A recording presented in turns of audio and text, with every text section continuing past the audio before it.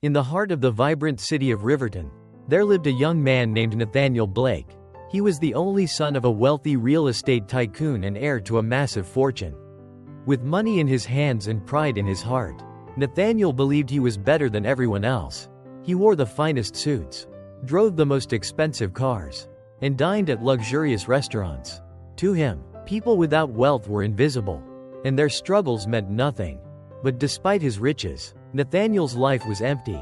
He had no true friends, only people who pretended to care because of his money. Deep inside, he was lonely, though his pride never allowed him to admit it.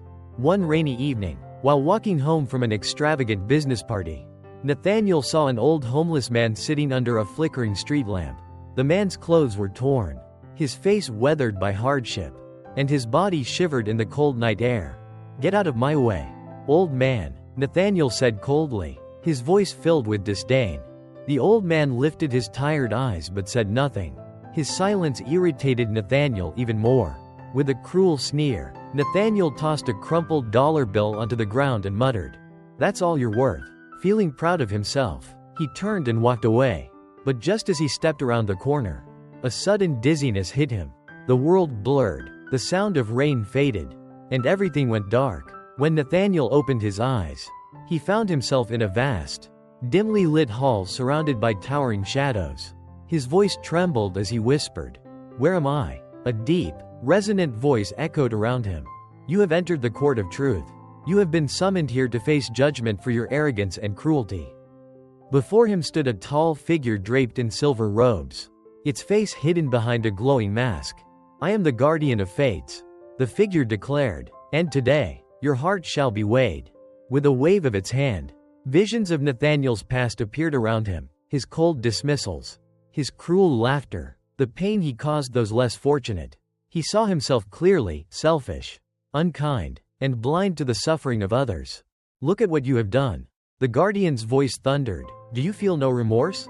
For the first time in his life, Nathaniel's pride shattered. Tears filled his eyes as he whispered, I didn't know. I thought wealth was everything."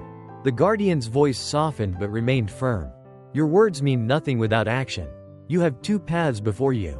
Continue your life of arrogance and face eternal emptiness, or walk the path of humility and redemption." Nathaniel fell to his knees. "Please," he begged, "give me another chance. I want to change." A blinding light surrounded him, and when he opened his eyes again, he was back on the rainy street, standing under the same street lamp. The old homeless man was still there, shivering quietly. But this time, Nathaniel knelt beside him. He took off his expensive coat and gently placed it over the man's shoulders. From that moment on, his life was no longer his own. Nathaniel dedicated his wealth, his time, and his heart to helping others. He built shelters for the homeless, funded schools for underprivileged children, and supported hospitals for the poor. Slowly, he earned the respect and admiration of those around him, not for his money, but for his kindness and compassion. And in his journey, Nathaniel discovered a truth more valuable than gold. True greatness is not measured by what you own, but by the kindness and generosity you give to others. From that day forward, Nathaniel Blake lived a life filled with meaning, humility, and love. He was no longer the arrogant man he once was. He had become someone greater.